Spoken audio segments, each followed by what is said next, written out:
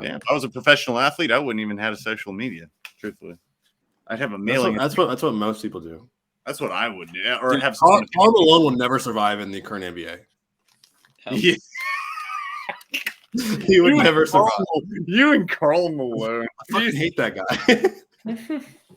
He should not have been a judge at the Utah All-Star game. Okay, he should not have been a judge. They could have picked, I don't know, Darren Williams, Andrei Kirilenko, fucking Jerry Sloan. Actually, no, he's dead. Andrei Kirilenko would have been a good judge. I think so too.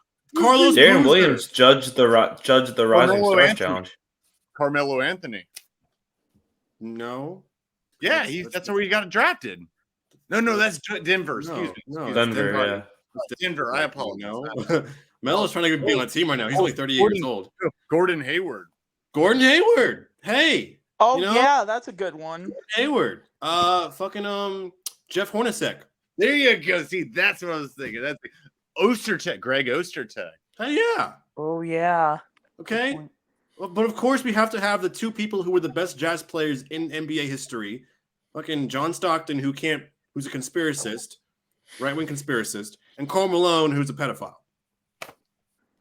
I'm not touching this with no pun intended. I'm not touching this with a 50-foot pole. Okay, all right. Morant. Oh, a jawbreaker. Goes by Malone. Oh! Drops the sledgehammer. Good bucket. Kobe Bryant on a rack attack. A piece of it. Way going right. Giannis Antetokounmpo over Chris Middleton. It's a physical game. Vicious slam in the face of Kawhi Leonard. Explosion, the finish. Down to 3, down to 2. It's a 3. Good! He got it! James Harden, a flamethrower! This guy's unbelievable. He is so fun to watch. All right, welcome, guys, to Cut the Nets episode 10. Congratulations, we've hit 10 episodes. Yay! All right. 10 episodes.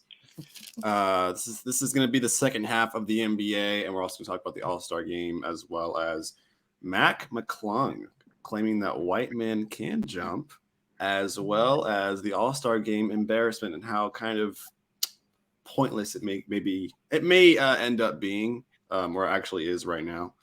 The Rising Stars game kind of being a letdown, and the three-point contest kind of being pretty entertaining, to say the least.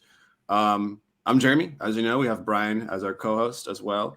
We have Eric on the pod this week, as well as Nate, his second appearance on the podcast. Welcome, guys. Thanks for having me, brothers. Yeah, absolutely. What did you guys think of the All-Star game? Did you guys watch it, like the main All-Star game? I didn't watch it, but I heard like what was going on. I was like following it. You didn't miss much. Yeah, I saw some of the highlights of it. I really think it's kind of become a showcase of some of the bright players in the NBA, and that's really what All-Star games are supposed to be, right? Showcasing top talent. Sure. Yeah, but does that mean it's entertaining? Well, yeah, I mean, it's kind of just looked amateur hour. Like, there was one time where it was when Tatum and Jaylen Brown were going head-to-head with each other, and then everyone else was just on the other side of the court. Like, it just took the whole fun out of it. Like, I thought it was kind of boring, and then when, like, I get it when they wanted to honor Kobe that year, when they made it, like, to 140 or whatever it was, and then, like, wasn't the game-winning point on a free throw? No, it was played into 24. It's the first one at 24, but yeah. 24. Yeah, that was ridiculous. But they've just but I get what you're saying. I don't forget the answer to what your other one was. Truthfully, I forgot the rules when it came down to it.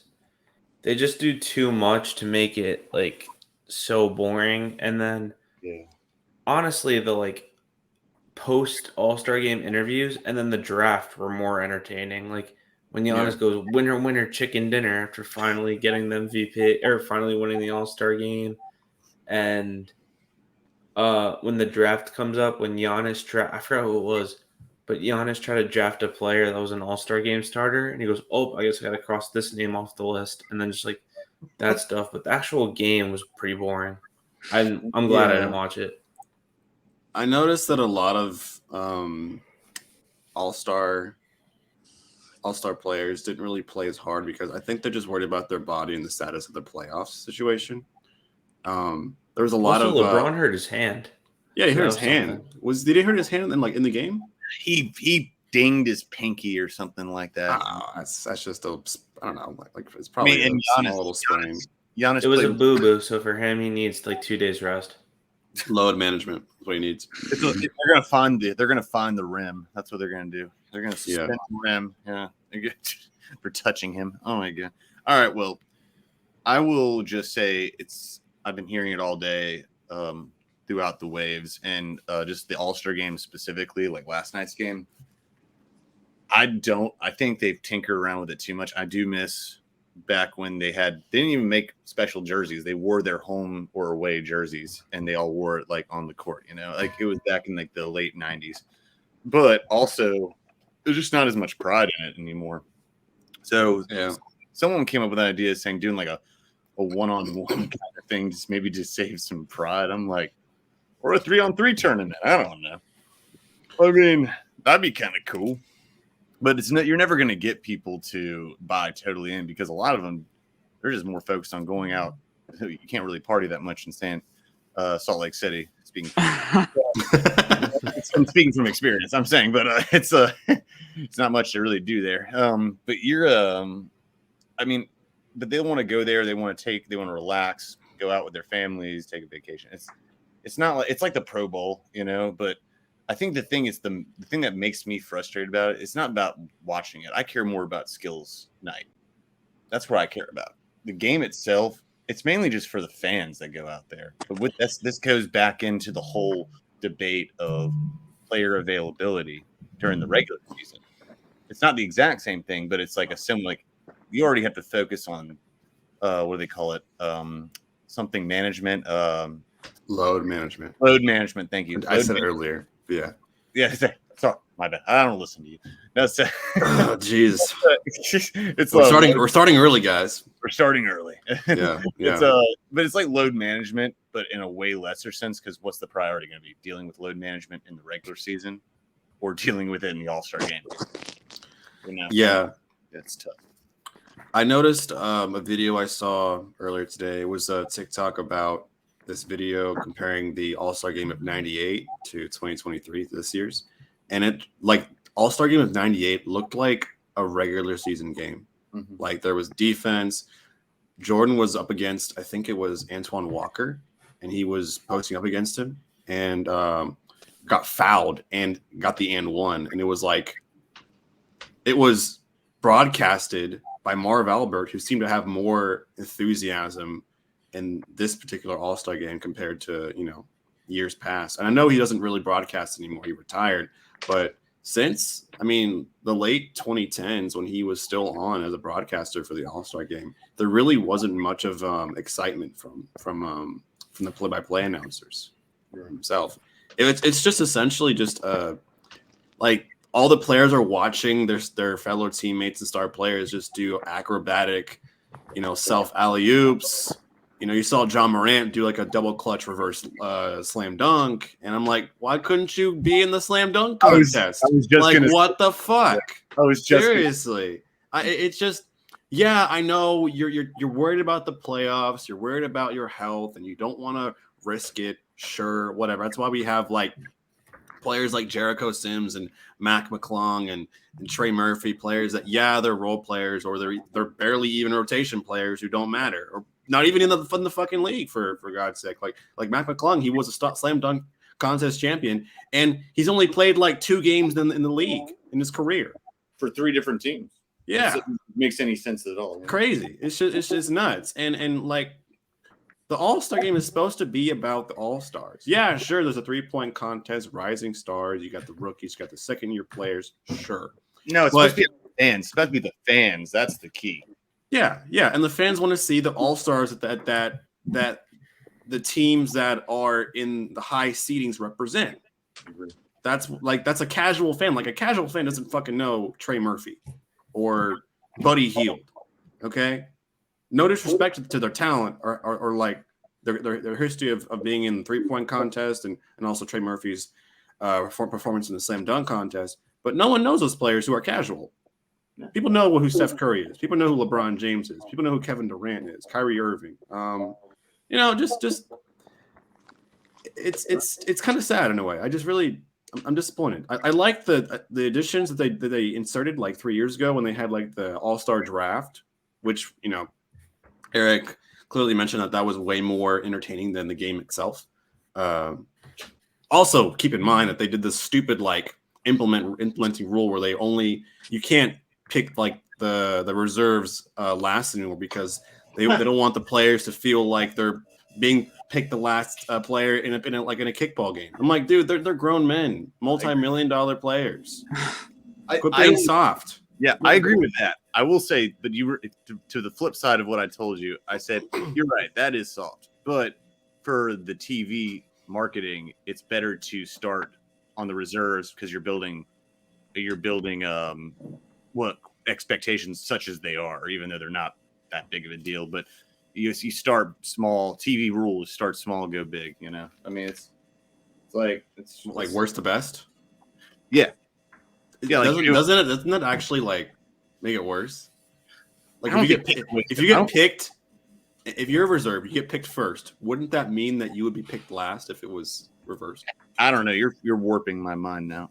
Either way, I don't think it really matters because the All-Star game has such a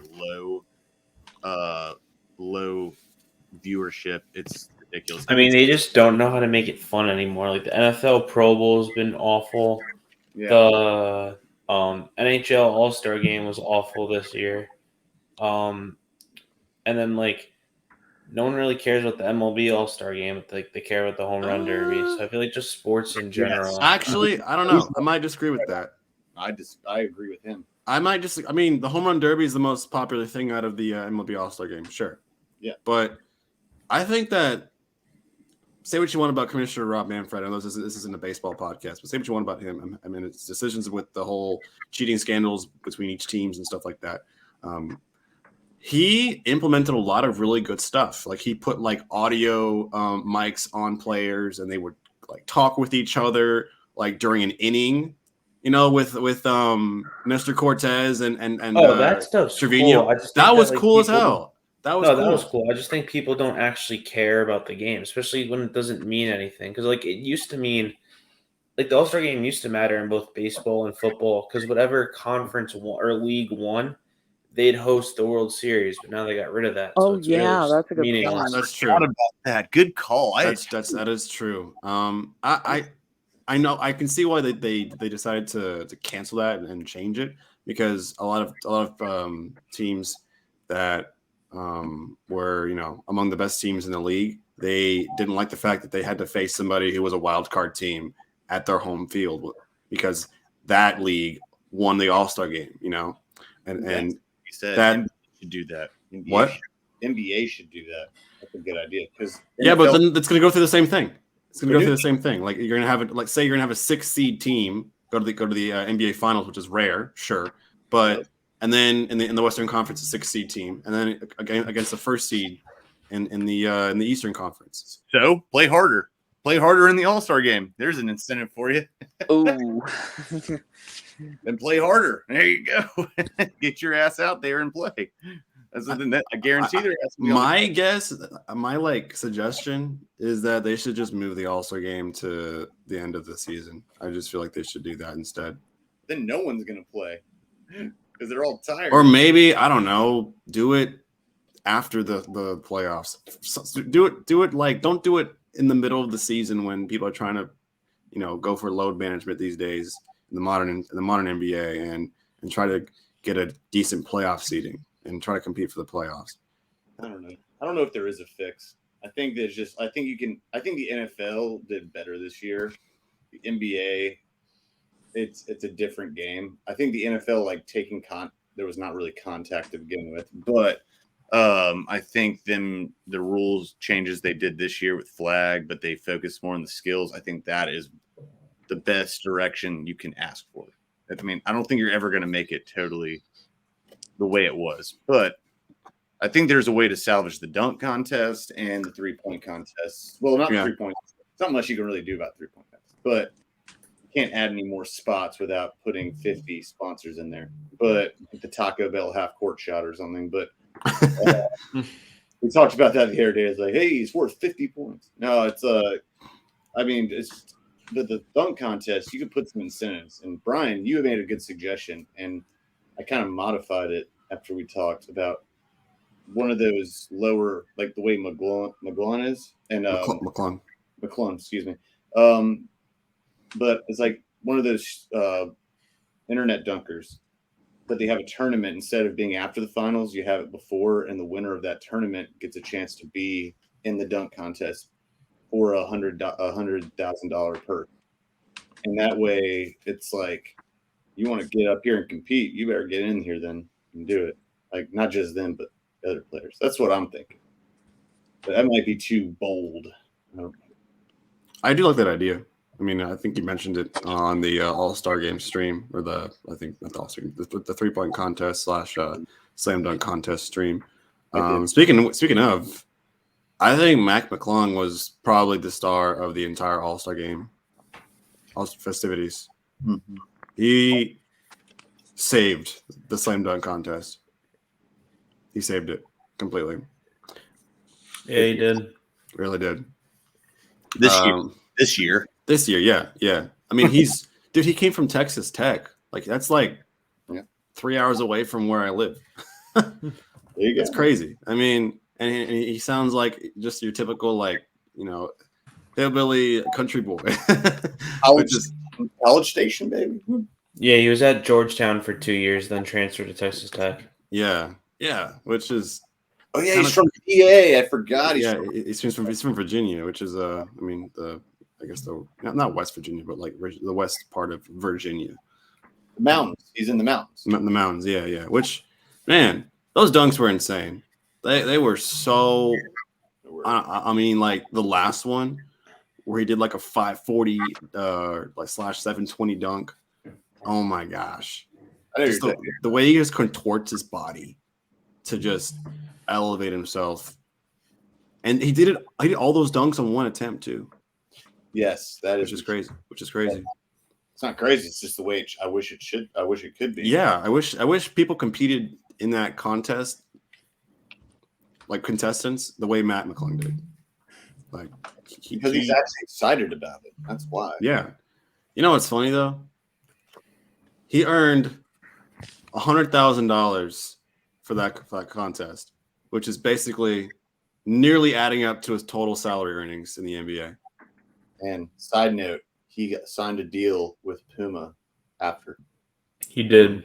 Of course he did. Yeah. Yeah, but his he got $100K for the dunk contest, and then he has $106,000 career earnings, which is crazy. Hilarious. Good for him. Hell yeah. Yeah. Still a 6-figure guy, but hey, he worked his butt off. Dude's paying off his mortgage right now, right? Yeah. He's paying off G League with the Sixers, I believe. Yeah. Yeah. Oh my God. I don't even know who their team is, but good for him, man. He's paying off his rent or mortgage. He's got good grocery money. Good for him, man. Yeah. 6'2", the dude jumped over 7'4", 7'5", and did that. That last dunk was dope. And I'll let y'all please jump in and tell me what you think about what your favorite was. But that first one, or the first really incredible one, he jumped over the two people to the tap and then a reverse. That's the best dunk I've seen since the Aaron Gordon, Derrick Jones Jr. contest.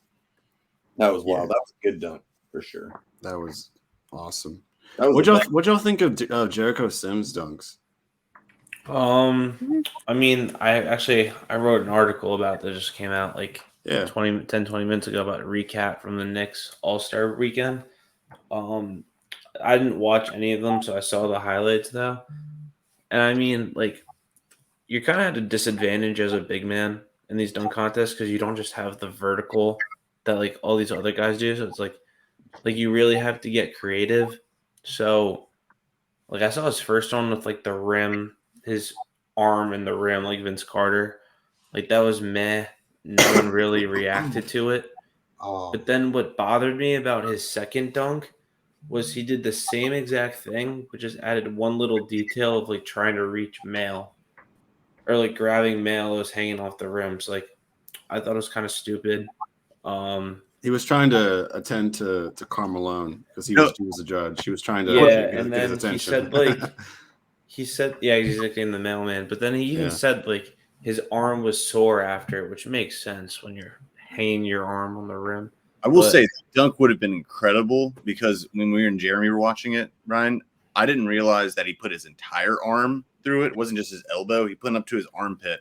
But if he hadn't, what he did was he didn't grab the mail and then do it. He grabbed the net, pulled himself up to do it, and then grabbed the letter. So I'm like, he defeated the purpose. But the idea was cool. He just did not pull it off. Well, I know we didn't make the finals, but how far away was he to Trey Murphy? Pretty close. I think Trey Murphy had a really good. He had a couple. I think he was good. I think he was the only other person that was close to a 50, like really close. Yeah. Because I saw that after the first dunk, Sims was in second behind McClung, and then obviously after the second round, Sims didn't qualify, but I didn't know how close he was to Murphy. I don't remember exactly, but I know it was fairly close. It wasn't like close, but it was clear who the top two were going to be. But it wasn't too far off, though. No, I mean it's closer than Julius Randle did, and So dude, I saw it coming. He had like what 8 points. Everyone saw that coming. But see, that pisses me off though, because everyone like New York media made so many memes about it. Kept seeing my whole I didn't even watch the event, and my Twitter handle was just all like New York bashing him, memes of his son literally crying watching his dad. Kevin Huerter had 4 points. Oh he had no! 4. Randall had 13. Kevin Huerter plays on the Kings. Yeah, dude. The Kings are good this year. They're getting attention with the beam. It doesn't matter. It's New York. No. He wasn't New York. That's not right. It's New York, and New York is never fair. There ain't no. New York is never impressed by anything unless they see a ring. I mean, that's true, but I literally I've been seeing like all the stats from like this like Knicks stat page that I followed saying like he's currently 5th in Knicks history in 3-pointers. If he averages like 1.72 threes a game, like for the rest of his contract, he'll be the Knicks like most 3-point shooter or most threes made as a Knicks. Like he can shoot, but then I don't know if you saw even more than John Starks. Tweet. Who does that say more about, truthful or Carmelo Anthony? Damn. Yeah, well, I don't know if you guys saw Evan Fournier's tweet while the 3-point contest was going on. It was actually kind of funny. It was if Julius Randle can pause and do ball fakes 1,000 times, he'd probably easily win. Jason Tatum even did a ball fake. I did notice that. He did, yeah. Noticed the ball fake. I'm like, and I did know on both sides. I'm like, did he just pump fake on a third? Oh, okay. Maybe he wanted the rebounders to be all weirded. Yeah, and then I saw that he texted Kobe after winning All-Star Game MVP. Oh, he texted Kobe? Oh. Yeah, Tatum texted Kobe. He was like, this one's for you.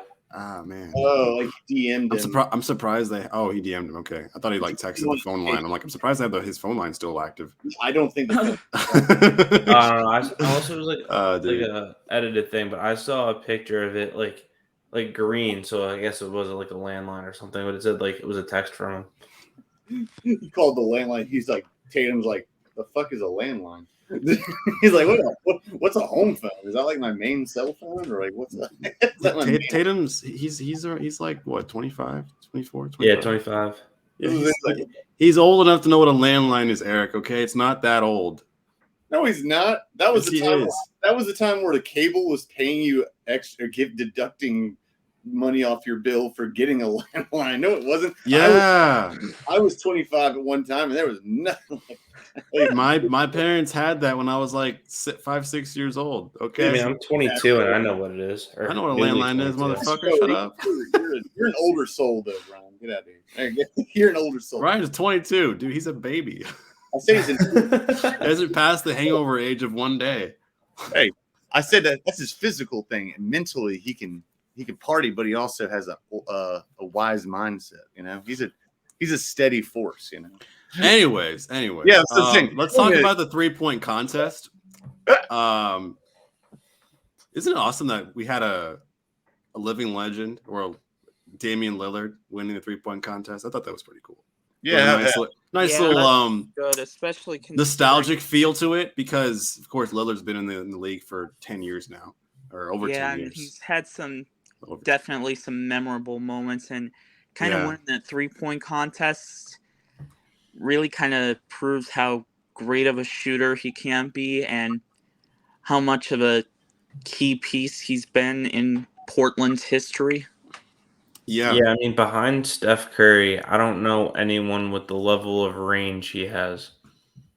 You know what's also cool about them both?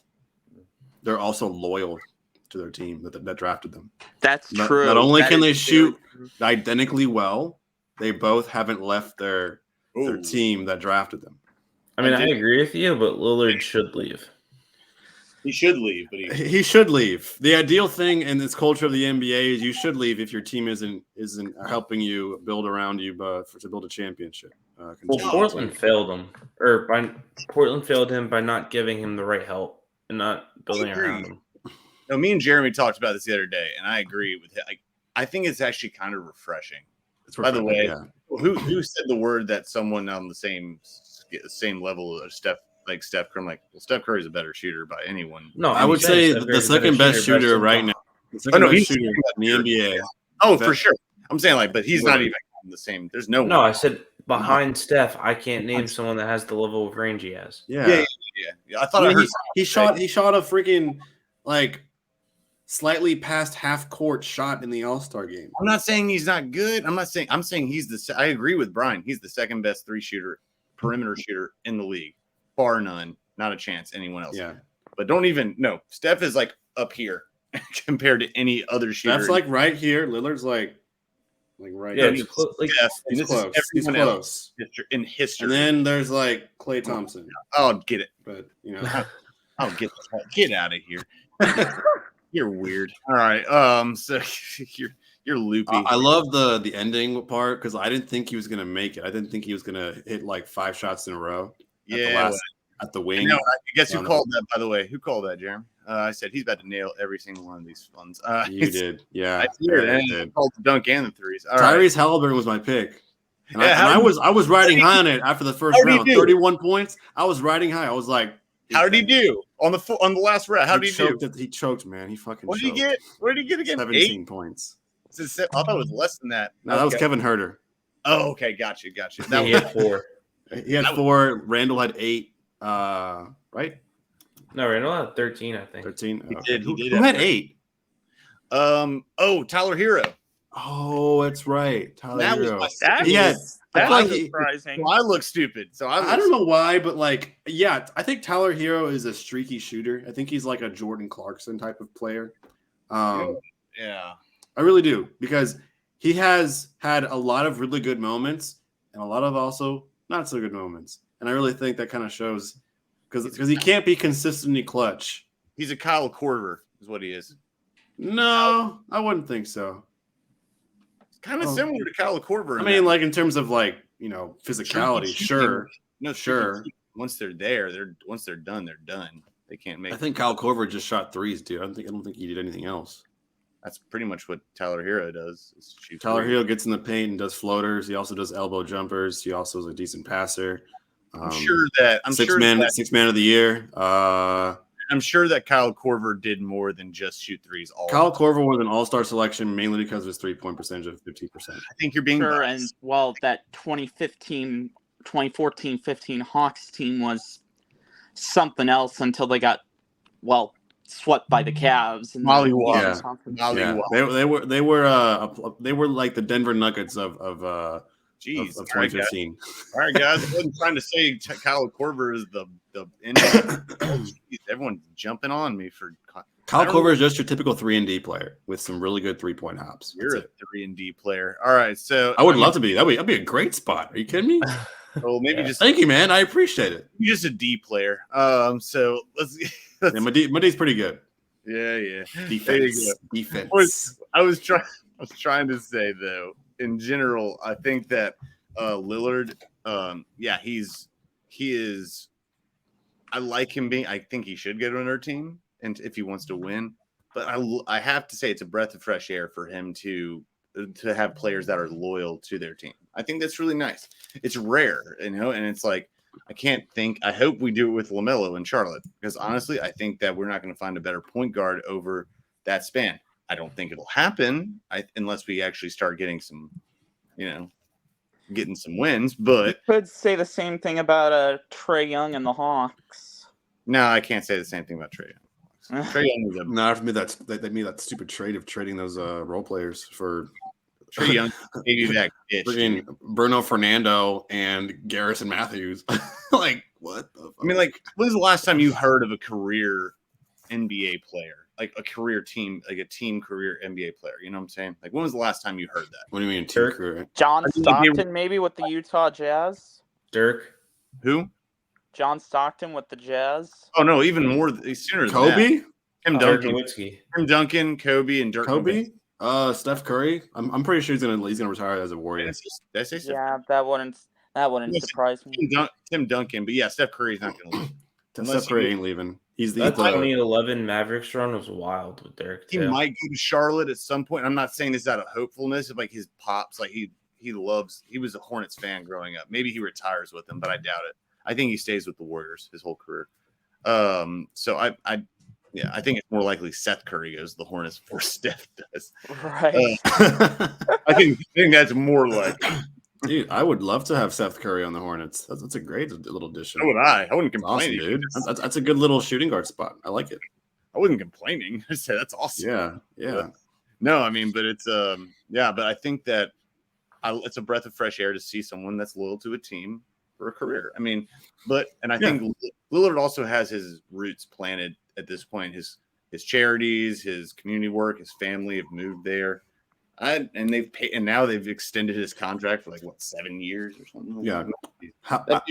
If the scenario of Lillard were to leave Portland, in the next couple of years, because the Trailblazers failed to get him a playoff spot or a finals run, if he leaves, I don't think fans would be upset. I think they would be like, man, this team sucks. Can't get our big star player to the finals. Like, which fans? Not Portland fans. Everyone else. Portland fans. No, Portland fans would be like, Lillard, go find yourself a ring. You can't find it here because our team sucks. Exactly. And also Chauncey Billups is an awful coach.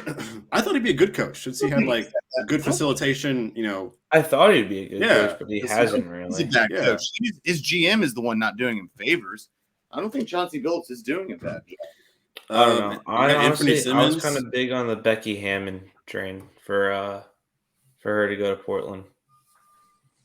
They just need a 5 or 4. They need a powerful 5 is what they really need. Like they haven't had since, and not like saying LaMarcus Aldridge was like the power man, but they haven't had like any kind of force, like a substantial one in the 4 or 5 since Aldridge. And what have they done? Like Robin Wood, I feel like Nurkic. Nurkic was like awful. I feel like Nurkic was like really good, amazing, especially in the bubble. And then he got injured. Remember, he got injured. Oh right? Yeah. And he lost pretty much all of his impact on the team. He's still okay. They don't have a score. They don't have a score at all. He was a scorer. No, now I said they don't have now they don't. I mean, they lost. They gave away CJ McCollum, which is good for him because good for him. I mean, see about that. The Pelicans are the 7th seed right now. Zion is still out with a hamstring issue. I think Zion's going to become the Greg Oden of the modern NBA. He said he'd be in the dunk contest next year. What? He said he'd be in the dunk contest next year if he's actually on the court. Yeah, if he's actually on the court. Let's go into the second half, guys. All right. So we've got an interesting Western Conference. Same kind of formula. Seeds 3 through 10 are within 3.5 games of each other, with the Kings having a slight edge over the Clippers. However, Russell Westbrook signed with the Clippers today. Joining back with Paul George, and they also have Kawhi Leonard. Their main 5 is essentially Marcus or Markeith? I get those mixed up. I think it's Marcus. Markeith. Fuck. Fuck me. Oh shit. Markeith. God damn it. Russell Westbrook, Paul George, Kawhi Leonard, Markieff Morris, and Ivica Zubac. They have a pretty formidable team. I feel like I saw this.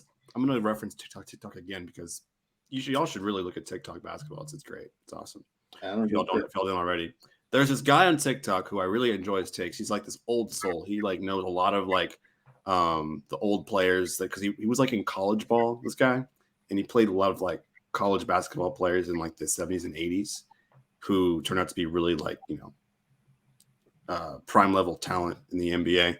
And he says that Russell Westbrook will actually do better on the Clippers and on the Lakers. 100%. I agree. Yeah, 100%. Not even a question. Mainly because not even a question. Rob Pelinka and Darvin Ham did not really know what to do with Westbrook and how to use him. No. He's 100% right, and that's not even a question. I mean, move on. Bam. There you go. Of course, he's older, right? He's older. However, his time with the Rockets, even though it was short-lived, they went to the semifinals, but their small ball lineup couldn't stand the Lakers in 5 games. His time with the Thunder, he was with KD, and of course Harden. They had a finals appearance. They made the Western Conference Finals 3 times in 5 years. And they also had a pretty okay. I mean, they didn't get out of the first round, but it was with Paul George and Melo the first year, and of course Paul George and Russell Westbrook in the next year. He can carry a team to the playoffs along with other decent talent around him that if placed well can succeed. So, what are your thoughts on that? Brian, you roll with that. I love the fit. For Westbrook, he gets to stay in LA, stay like close to home and stuff. And I think this cements the Clippers as a championship contender. I really do, if they can stay healthy. Like we said, Westbrook, we know who he is, and he'd be the 3rd or 4th scoring option on that team. The only question mark, though, is now, because I do think it's a better fit on the Clippers, especially with Ty Lue, than the Lakers. And so, like, Russell Westbrook could know how to play the bench now, and he'll be in a better role. But Terrence Mann has also been playing well, and he does a lot better with Paul George and Kawhi in the lineup than when he's not playing with them. So I think Westbrook could even be in a better role coming off the bench for the Clippers or starting either way. But I just kind of want to know how they're going to handle that because I think Westbrook and Norman Powell off the bench could be a better unit than Mann and Powell because they kind of both like play similar games regardless. So just allows for more versatility in the lineup. I agree with that. Nate, what about you? What do you think of this signing here?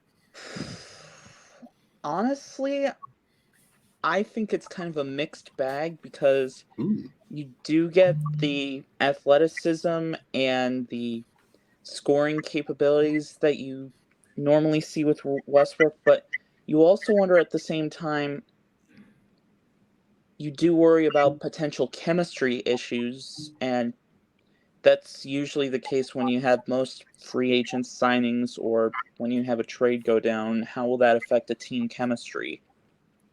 And I know he's played with Paul George in the past, so he has a little bit of a relationship there, but I don't know how he would. It's really kind of a interesting role and an interesting fit because you're really kind of looking at a Jekyll and Hyde, if you will. In what way exactly? Sometimes Westbrook can act like a little bit of a ball hog and want to be the guy that does it all, and that doesn't sit well with a team. Other times he wants to play team first, and then he'll generate more team chemistry. So it's really kind of a what do you do with him? And another question, of course, is can he stay healthy? I'm not really worried about him being healthy. I think he can stay healthy. I've noticed over the last 3 or 4 years, Westbrook is very unathletic in his first couple of months of the season, and then for some reason, I don't know, maybe some hush hush, some shots or some drugs or whatever, he starts to just pick up steam and just go on a tear down the stretch. So it's happened with the Rockets. It happened with the Thunder towards like his early 30s during those years. That's also happened with the Lakers. Just saying he does pick up steam towards the latter half of the season. When it comes to team chemistry, I don't think there might be an issue because Westbrook spent most of the season on the bench, and he elected to play that role. And I think that sort of maybe grounded him a little bit and realized the potential he can be with the team if they put him in a bench position. However, I don't think that's going to be true because the media has been kind of pushing the big three, Westbrook, George, and Leonard. So I do think that he will be a starting position. But I think that Brian's got a point there where Ty Lue may insert him into the second unit several times during games because I feel like he has more of a grasp on how to incorporate the bench unit on a team now that he's done it over the last 4 months. If I may, sirs, I couldn't disagree with Mr. Nate Sir anymore. I think that he's a perfect fit for the Clippers. I think I agree with a lot of what Brian said. Not everything, but I know because we've all seen it. This is the proof's in the pudding. Brian Westbrook. Sorry, that's a shout from the past. All you Eagles fans out there, there you go. Russell Westbrook, what's his biggest strength? Fast break. What are the Clippers really about on their offense? Half court. They're a half court offense. That does not open up the court enough, and it makes everything jam packed right there. Right now, they need someone to open up that court, and the Lakers never gave him a chance to do that. They just didn't know how to use him, like y'all mentioned, all of you mentioned. I think if you give him I'm not saying he has to start. I don't agree. I don't think that's the truth. I think, but you can do like a 1-2. You can maybe you can like supplement him occasionally. Test out the starting lineup. Maybe put him at a 2, but he's not going to be a 1. I agree with that. But even if he's not, he can come straight off as the 6th man for the point guard. But what he does is he's still really athletic. He's not the same guy from way back, but I don't think he's as decrepit. I'm not gonna say, well, no one's saying he's decrepit, but he's not as aged as people think he is. I just don't think he's had really he's had a place to really open up the floor. He's got Paul George. You mentioned this. Sorry, I'm getting my perspectives here, right? Jeremy, you mentioned it. It's like I think you were the one that said his best year was with Paul George at the wing. I think that MVP season was, but like when it was with Paul George, he actually. You know what I mean? Point is, I'm saying like he's at the wing. It's the distribution thing. It opens it up for the rest of them, or when he can bounce pass through traffic or alley-oop through things. I mean, that's where the transition is where that comes from. Actually, matter of fact, it was Paul George who played better with Westbrook after Melo's first year with the Thunder. Right, well, their second year together, Paul George was an MVP candidate until he had a shoulder injury. Okay, one does not exclude the other. Either way, they both played off of each other very well. Yeah. That's my point. That's where I'm getting at. I'm not saying like who's better. Like Russell Westbrook is not the triple-double master the way he was. But what he can offer is being athletic, court awareness, and this is where I push back on Nate a little bit, or not a little bit. I push back in general. He is a distributor. He is. I mean, he wouldn't have all the triple doubles he did without it. But what he also, and he's tried to do the same on the Lakers, but he's just not in the right system. It's like when God, here's a good example. I'm trying to think here. Well, I'll tell you what. Here's a good example. Just with him alone, he was on the Rockets. How did he do? Like, really well, actually. No, he did not. Dude, did you watch the games? He was on a tear. He was on a tear from January to March. One season, you know what's funny? Look at his stats from there and look at his stats in Washington. Look at the difference. He's a facilitator. In Washington, he was doing really well. That's my point. When he's in LA, the Clips, I should say, not the Lakers, he has his own identity. He's not a scorer. He is a facilitator. He's like it's not about being the third guy to shoot.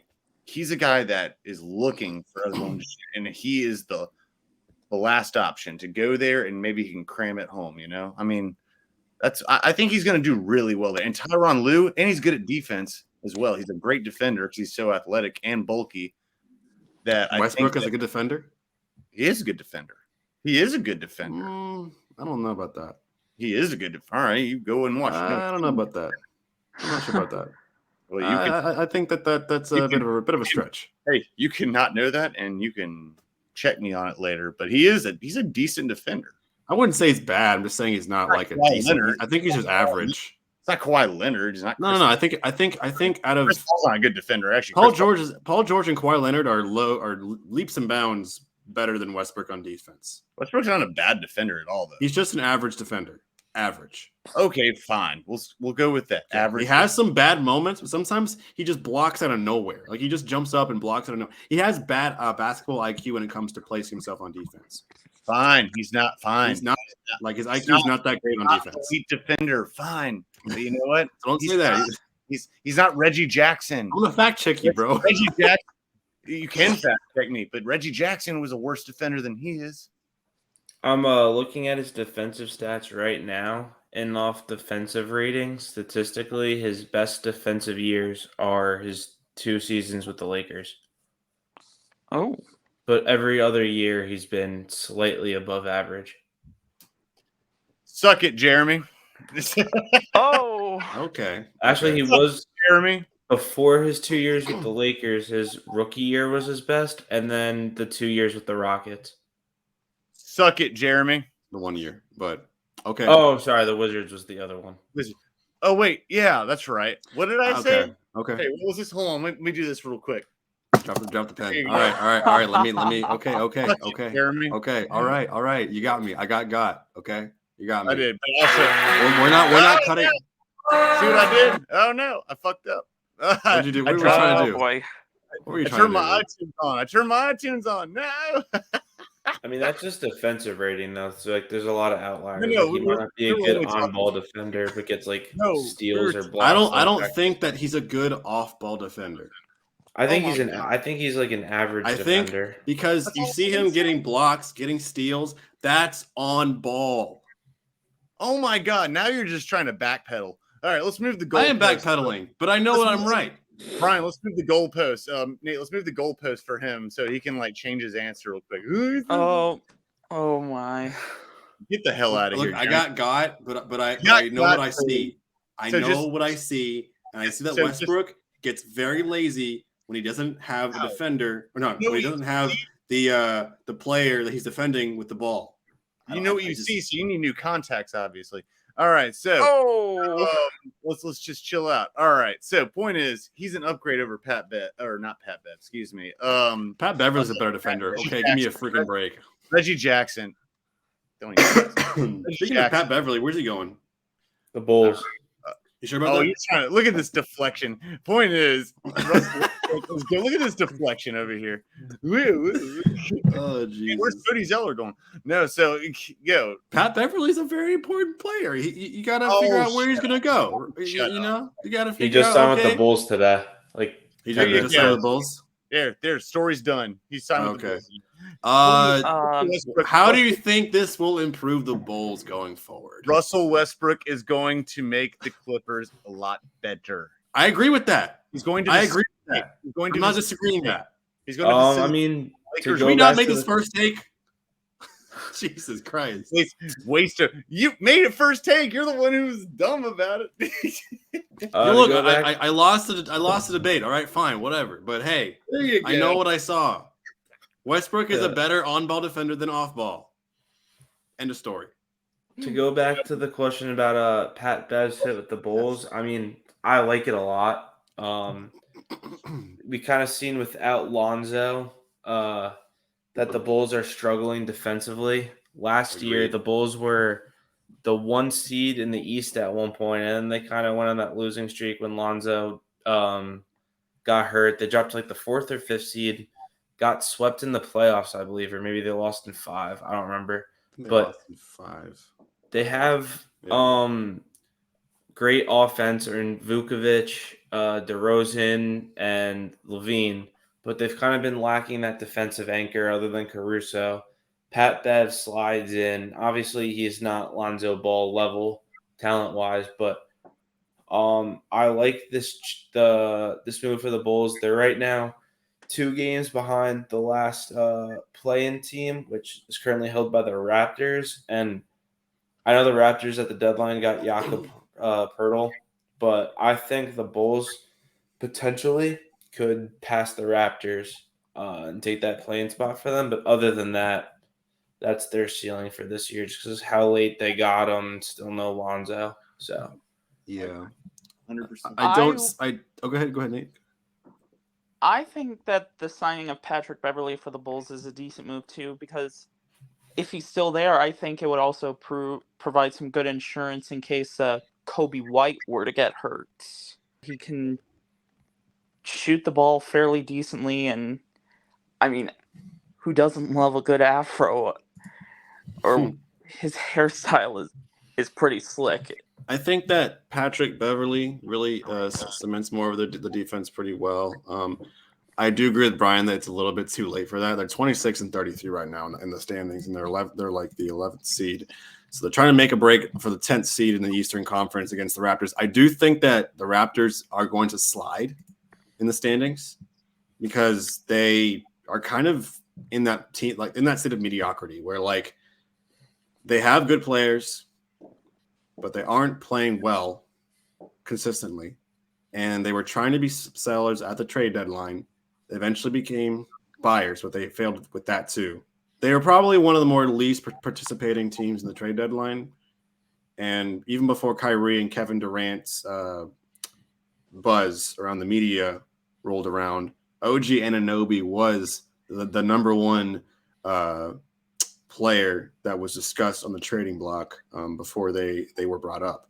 So they were tinkering on maybe becoming sellers and trying to go for the lottery in the offseason. But I think that they're going to keep going through mediocrity, and the Bulls might enter the 10th seed with their elevated defense. Regardless of a 6-game losing streak right now, of course, the second half will start. So, fresh energy.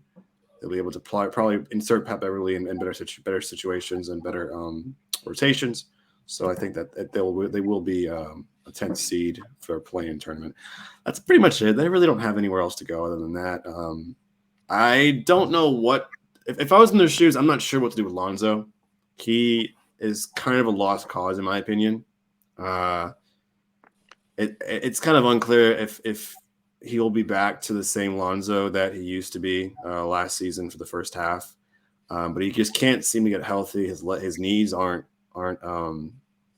getting any better. So he's also in that contract too. So it'll be interesting to see where they take that situation moving forward. And yeah, another mediocre season for the Bulls.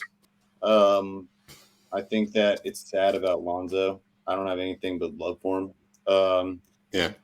I'm sorry to see that for him. You know what? Something I hate also more than that is with the Bulls, as much talent as they had last year, this year they've by the talks of their trades, especially got big names like DeMar or Lonzo is a big name, but he's obviously or Zach. They almost Levine. Traded Levine to the Knicks. That's what. Yeah, or Levine. I think what that does is it shows desperation.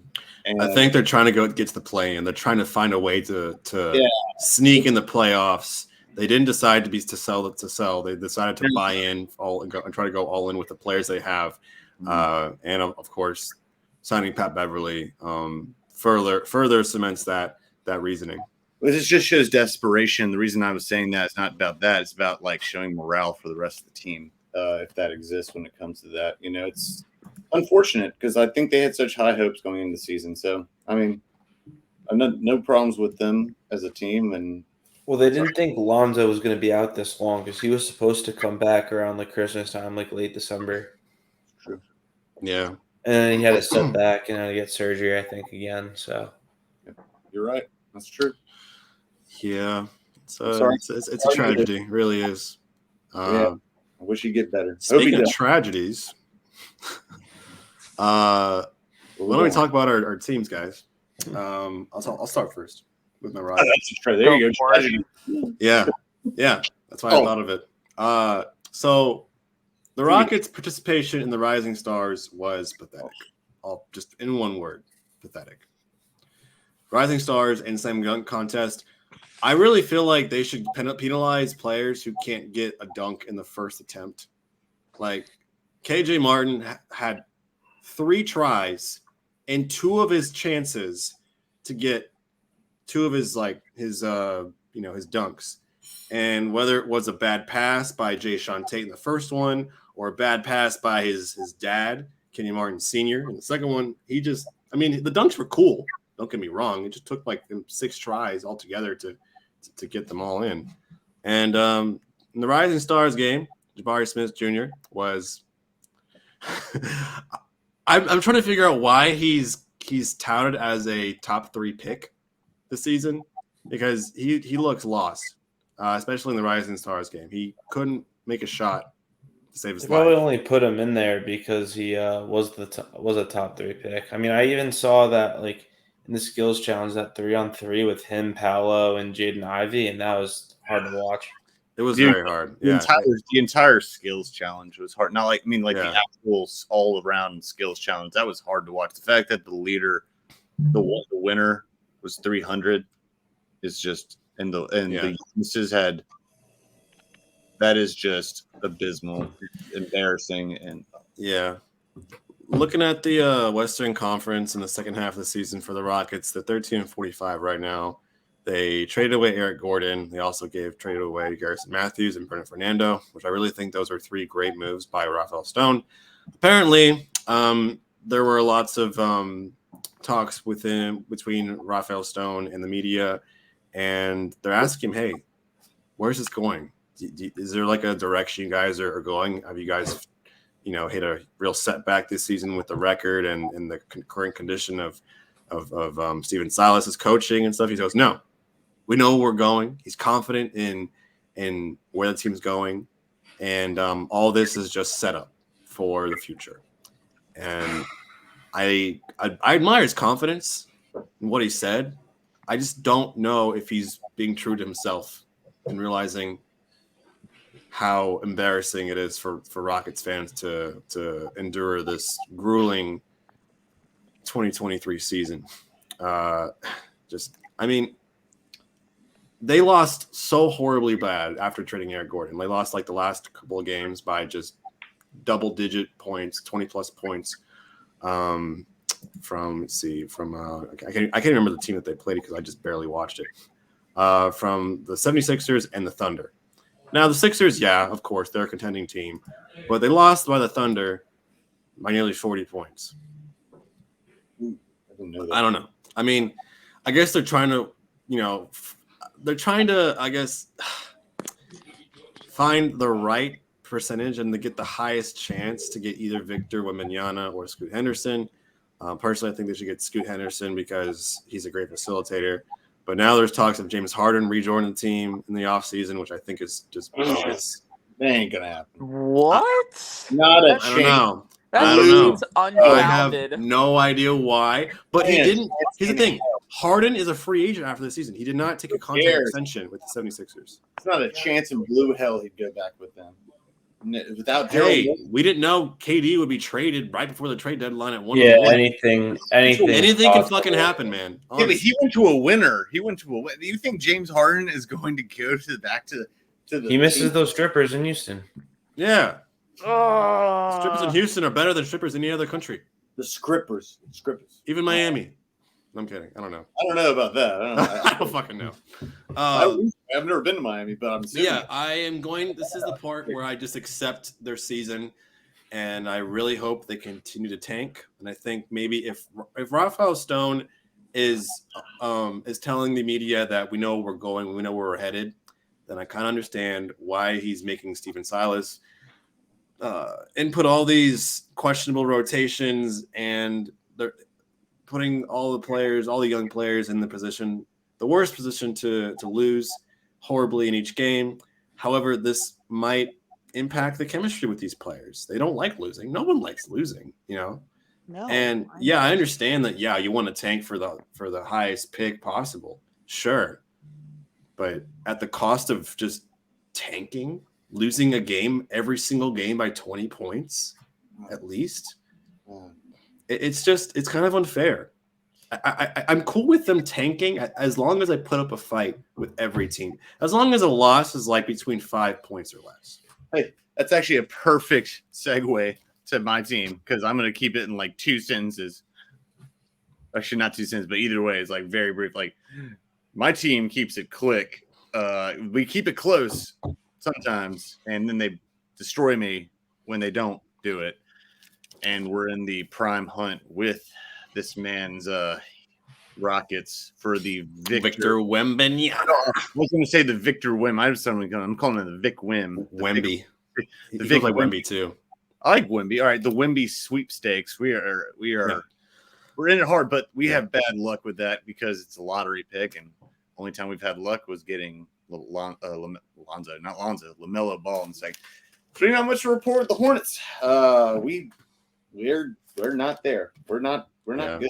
We're not good, and we're not good. We're not good either. We're worse than good. He's reporting. We're worse than not good. Like I'll say this. If there's any positives, I will say this. Our starting lineup is starting to finally be healthy and be together, and we'll probably win more games than we thought we would. A few, before injuries, but we got some issues, man. Obviously, Mark Williams though is the bright spot. Obviously, LaMelo and Terry Rozier are the bright spots, but Mark Williams, our first-round draft pick this year from Duke, that dude is. I'm a Carolina fan, but once he's out of Duke, I don't care. He's athletic, he's disciplined, and he just needs to put on some pounds, man. But maybe we takes time. But yeah, takes time. I've been waiting 99 years for it, But it's all good, But he's got the best centers in the world. But it's Victor Wim comes in, and maybe we put him at 4 and put Williams at 4, and then put him at 5, or vice versa. Who knows, man? Who knows? But yeah, Michael Jordan's 60th birthday. That was our highlight this week. Hell yeah. Michael Jordan's 60th birthday. Let's go. The GOAT's 60th birthday.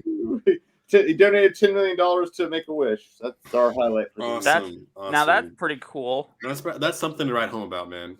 Hey, that's your highlight of the season. I agree. That's better than my highlight of the season. What's my highlight? Seriously, what the hell is my highlight? Nothing. Sengun getting posted by Ann Edwards twice.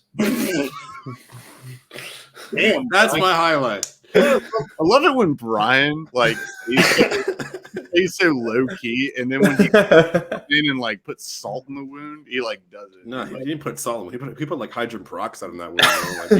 He's put a hose of hydrogen peroxide. Something Everclear in a gash. Yeah, dude. You put a fucking moonshine and gasoline in there, dude. Or Eric Gordon getting traded. That was needed. That wasn't a silver lining. That was needed. No, it was going to happen no matter what. Yeah. That was going to happen. All we knew was Eric Gordon was not going to be on the team in the offseason. No. There was not a chance. But it was good that we got something back from him, from trading him. Yeah. Versus letting him walk in the offseason. You know what the down spot of their season is? It's similar to ours, is the season starting. It's starting. Yeah. Let's get to some contenders, some playoff contending teams. Brian and Nate, whoever can start about your team, let's talk about it. Let's get some more happiness in this. All right. Thank you. Yeah, so the New York Knicks are currently sitting at the 6th seed, 6 games over 500, 2 games back from the Nets in the 5 seed. Knicks actually got some help from their cross-city rival to move up to the 6th seed when the Knicks beat the Hawks in convincing fashion, and then the Nets beat the Heat. So that's how the Knicks moved up to the 6th seed. Obviously, with the All-Star break still going on, Knicks don't return to action Friday. At Washington. So that'll be an interesting game. But I mean, everything's looking good. Except Julius Randle and Jericho Sims' All-Star game performance. But I wrote an article about it. Randle actually did pretty good in the All-Star game. He had like 11 points, like 2 rebounds, I think, 2 assists, 2 blocks. But he was tied for a team best +9, plus minus, but it's the All-Star game, so everyone should be in the positive with how high scoring it is. Jericho Sims' dunk contest was pathetic. I'll admit that. I mean, for his size, he has some bounce, considering his head was over the rim, but nothing impressed me with that shitty dunk contest. Rising Stars Challenge, though. Quentin Grimes went off. He had a total of 27 points. Was robbed of MVP by Jose Alvarado, who only had 5 points in the final game. But hey, he's Grand Theft Alvarado right there. So he is, and like I love Jose Alvarado. Come on, man, I fucking love that guy. He's awesome. Oh, your pun. Boo. He's called Grand Theft Alvarado. That's his name, bro. That's his nickname. Oh, yeah, that's his nickname. Get with the program, Eric. Come on, man. That nickname. All right, go figure. Right. But yeah, so the Knicks are doing good. Mitchell Robinson's supposed to be coming back soon, which is huge for them. One of the best offensive rebounders in the league. Yes. The only question or thing I'm conflicted with is the Knicks have been undefeated since getting Josh Hart. He's made a huge impact on numerous occasions. I just don't know if I want him. I think he should start, even though Quentin Grimes has also been stepping up and playing better. But I also kind of have the mindset of if it ain't broke, don't fix it.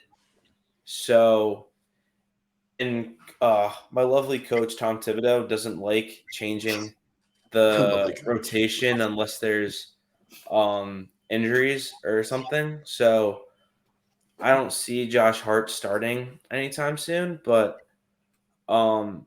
he is a rental. So, if they can go to the playoffs and even maybe even win a playoff series, I think you have to consider re-signing him, especially considering that if you go back from the Reddish trade where they traded him and got him, they essentially traded Kevin Knox and 2 first-round picks for Josh Hart. I think. By the way, hold on. First thing's funny about this, you said you should have finished the sentence when you said Tom Thibodeau is not about change, and then that's where the sentence just stops right there. It's that's Tom Thibodeau for you. That's how he's been. Yeah. It's hey, he's not about change, and he'll grasp it until his nails get raw. So yeah, he's a stubborn old man, especially with that beard now that he's rocking. Is that a beard now? Yeah, it makes him look like a douchey caveman. Yeah. Honestly, Jeremy, it's kind of like yours, but way bushier. Yeah, mine's better. Do not compare my beard to Tom Thibodeau, please. I know. Jeremy's. My beard is leaps and bounds, much sexier than Tom Thibodeau. Give me a break. I'll give you that. You got a strong beard game. I got a strong beard game. I know that. Did you take that up from Harden? You're trying to get like his?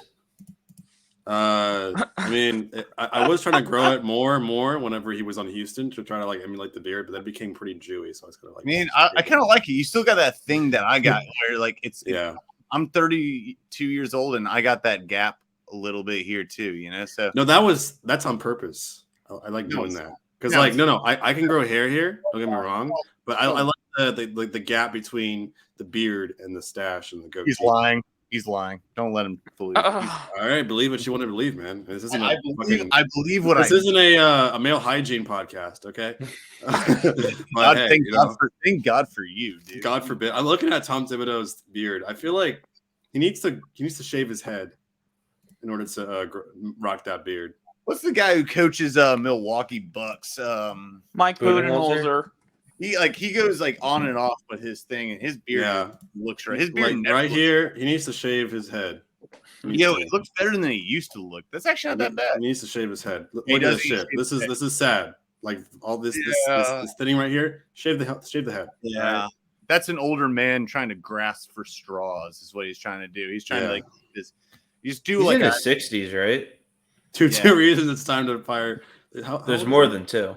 There's more than two. How old is he? Oh, dude, he's 65. Damn. Just 60. If the higher power is going to take it from you, you take it yourself. That's what I always believe. I'm actually going to shave mine tomorrow. There you go. You know what? Hair plugs are for quitters. You just go ahead and accept them. Yeah. Anyway, Tom. One thing I'll say about the Knicks is that I think they will claim that 5th seed. They will. Because the Nets are in sort of a mediocre / rebuild mode after they give away Kyrie and KD. So they're going to probably fall a couple seedings. The Knicks will take the 5th seed, and I feel like seeds 1 through 5 are going to stay the same relatively towards the latter half of the season. I'm not sure if the Heat or the play-in teams will gain a seeding. Maybe the Heat might. The Heat could, because they did get Kevin Love. They did. So I mean, and they're always like insanely like hot in the second half of the season. Yeah, so you never know. Eric Spoelstra is a great coach. He's a wonderful coach. 3 best coaches in the league. Yeah. I also almost forgot. So for my this week Jalen Brunson appreciation, I'm going to keep it light and simple. He was robbed from the All-Star game. Robbed. By the way, he's right. He's right. He was. And you know what? I have 2 names for you that are why the Knicks are going to be in the 5th seed. Jalen Brunson, obviously. RJ Barrett. The mid 3. No, it's the mid 3. No, it's the reason why. I'm saying like they're going to. The 5th seed's always mid. So it's the mid 3. It's perfect spot. You know what's going to keep it from it? Tom Thibodeau. The sooner they get rid of that. That R&B Brunson and Randall duo is there. I just saw this. I think they're like they combined have the most points in the East, and then the next closest is like 187 points away or something. Oh no, 268 points from the Knicks in the second place duo since Christmas. I like it. Wow. Hey, y'all need to get rid of Tom Thibodeau, and then your team will get even better. There you go. Well, if we make the playoffs, we're not going to fire him. You should. I don't care. Give him hair plug gift certificates, and he can go F off. All right. I mean, I don't like Thibodeau, but assuming we make the playoffs the team afloat. He gets you so far, but he never gets you there. It's ridiculous. I mean, yeah, but like assuming we make the playoffs this year, he'd take the Knicks to the playoffs in 2 of the 3 years. And most of my life fandom, I've been in where the Rockets. Most of my life, I've been where the Rockets and Charlotte Hornets are today. So at the bottom, better than anything else right now. Yeah. He's not. I'm very not a burn. No, Nate, insulting me. He's right. He's right. We're not. No, listen. I'm not saying. Don't say that. The Rockets are great. Don't say that. Okay. Jalen Green is the best player in the world. Hey, you know what? Jalen Green's gonna be an all-star. There needs to be more people like us over here, okay? Where we are fans of our ass teams, okay? We're cool with it. You know what I said before the season started? I wrote an article, and it said Jalen Green is going to be an all-star. You know why? Yeah. Well, was I wrong? Right here, boy, was I wrong. No, he believes, even if it's like ignorant and it's. Hey, there's nothing wrong with having a take in your team. I wrote a Jets article about Aaron Rodgers, and I literally got banned on Reddit from plugging it. So. What?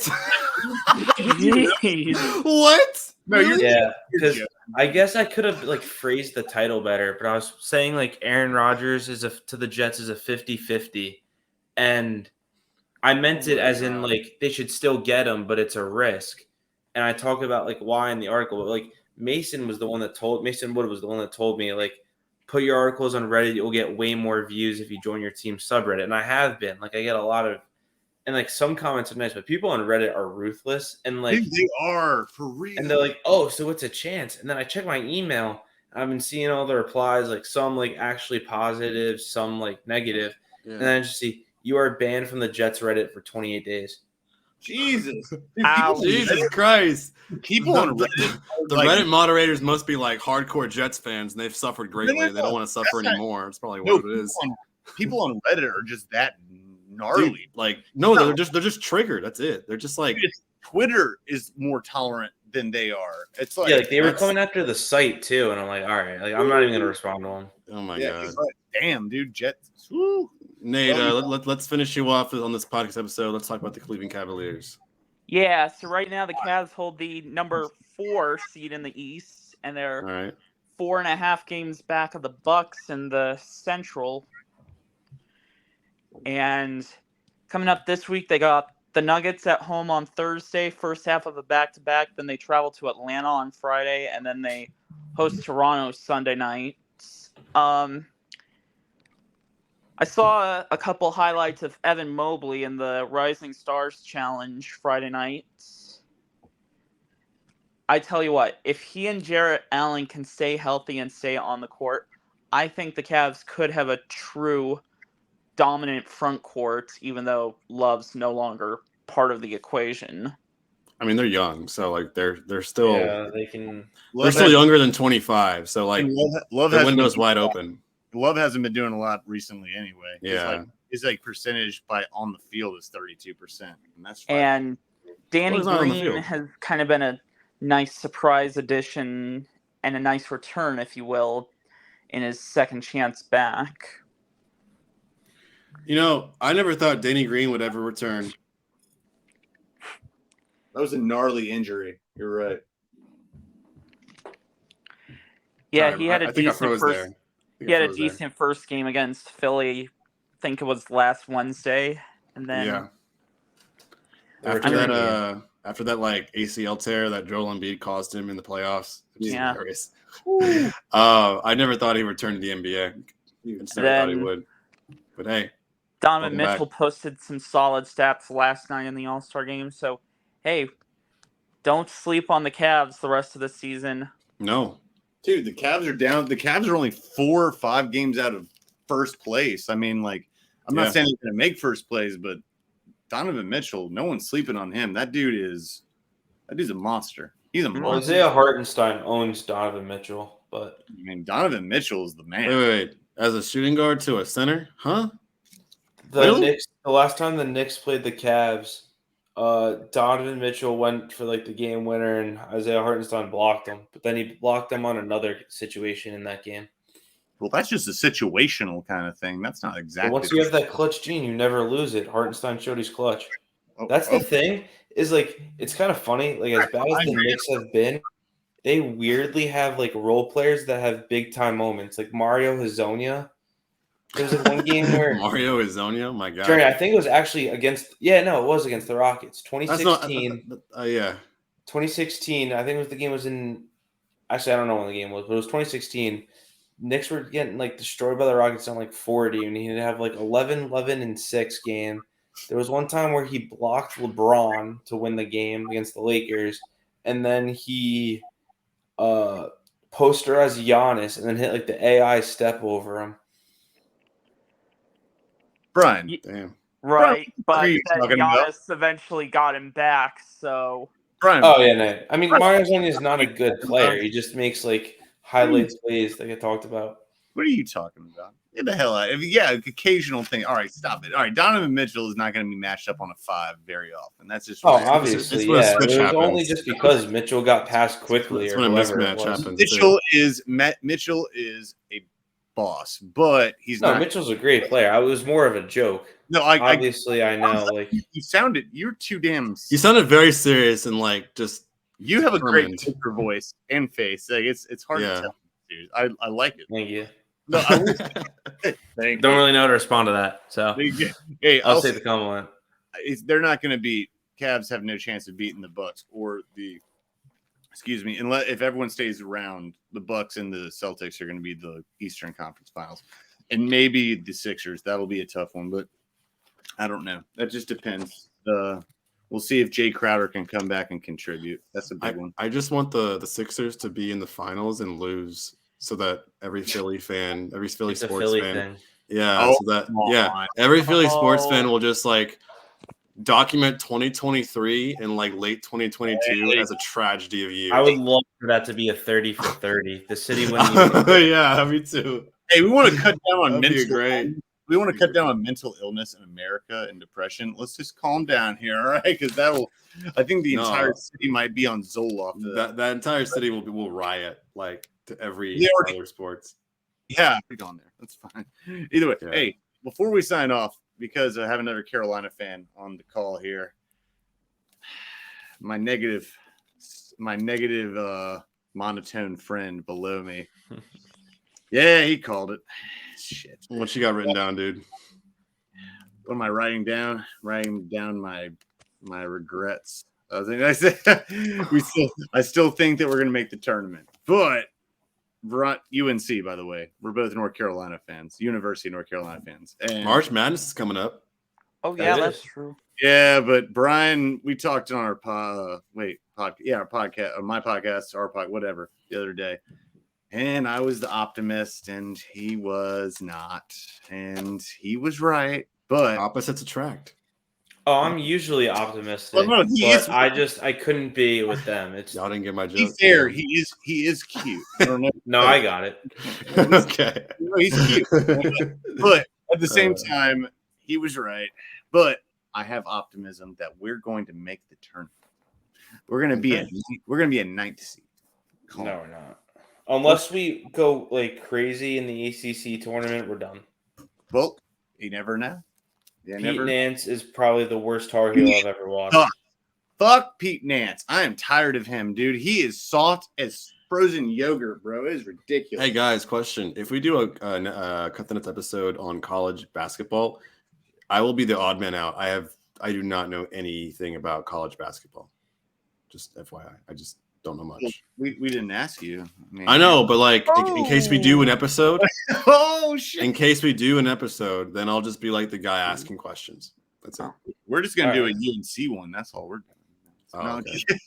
Just a separate UNC podcast. No, the last one episode. Well, we could, but it'd be a very short episode right now. That's cool. I mean, it's longer, but it better be shorter than this one. It's like.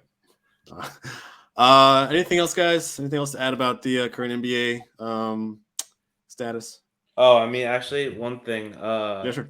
Myers Leonard is back in the NBA. That is right. Myers Leonard contract with the Milwaukee Bucks. The Jew hater is back. I love it. Not Kyrie Irving, but the other one. Oh, and not Kanye either. Myers is getting a second chance, if you will. I'm kidding. Of course, Myers Leonard isn't a Jew hater. He claimed that he said that, but he didn't really know what it meant, the slur. Because, of course, when you play Call of Duty, you say a lot of slurs. And some of them you don't really know or you have no idea what the context of the word means. But, I mean, I watched his apology video, and he seemed like genuinely like he felt bad. Yeah. It didn't seem like a forced apology.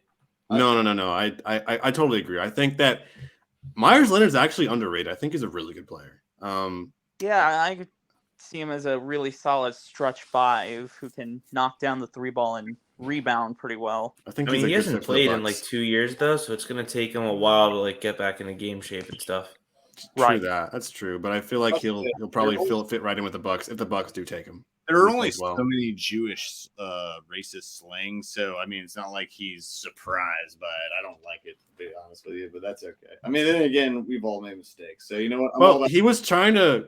Whenever he said it, I'm not going to audibly say it. No, don't say it, please. No, I'm not going to say it. We're not that kind of podcast. But thank you. When I watched the video of him on the stream saying it, he kind of stuttered a little bit. Didn't really know what to say when he was trying to trash talk this kid that he shot in Warzone or something. So it wasn't the way he said it. It wasn't out of pure hatred. It was just trying to find a word, a slur to say to a kid after he killed him, after he was trash talking him. So, I know a lot of people who play Call of Duty, especially like since years past when I was in high school, and there were far more worse things that were deliberately said. Yeah, and insensitive. Okay, compared to what Myers Leonard said. And we all make mistakes. You know what? Yeah, we all make mistakes. And hopefully, he learned his lesson. Yeah. Keep your ass off the headset. You can play. Yeah. Don't have You're a basketball player for the NBA. You got to have a good image of yourself. You can't just, think that everything you say is going to go by the wayside. Yeah, if I was a professional athlete, I wouldn't even have a social media, truthfully. I'd have a mailing. That's what most people do. That's what I would do. Or Dude, have Karl Malone will never survive in the current NBA. Yeah. He would never survive. You and Karl Malone. I fucking hate that guy. He should not have been a judge at the Utah All-Star game. Okay, he should not have been a judge. They could have picked, I don't know, Darren Williams, Andrei Kirilenko, fucking Jerry Sloan. Actually, no, he's dead. Andrei Kirilenko would have been a good judge. I think so too. Carlos Darren Boozer. Williams judged the Rising Stars Challenge. Carmelo Anthony. No. Yeah, that's where he got drafted.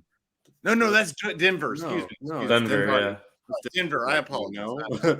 Melo's trying to be on a team right now. He's only 38 years old. Gordon Hayward. Hey. Oh, yeah, that's a good one. Hayward. Fucking Jeff Hornacek. There you go. See, that's what I was thinking. That's Ostertag, Greg Ostertag. Hey, yeah. Oh, yeah. Okay. But of course, we have to have the two people who were the best Jazz players in NBA history. Fucking John Stockton, who's a conspiracist, right-wing conspiracist, and Karl Malone, who's a pedophile. I'm not touching this with no pun intended. I'm not touching this with a 50-foot pole. Okay, all right. That was not intended. That was literally not intended. All right. With that being said, guys. God. This guy. Thank you guys for watching. This is episode 10 of Cut the Nets.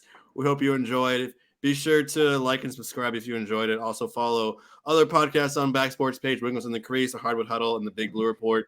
Follow us on Twitter and Facebook, all the other social medias, and on TikTok. We're going to be more active on TikTok in the future. I'm Jeremy, Brian, my co-host. Thank you guys so much for watching. This is Cut the Nets, signing out.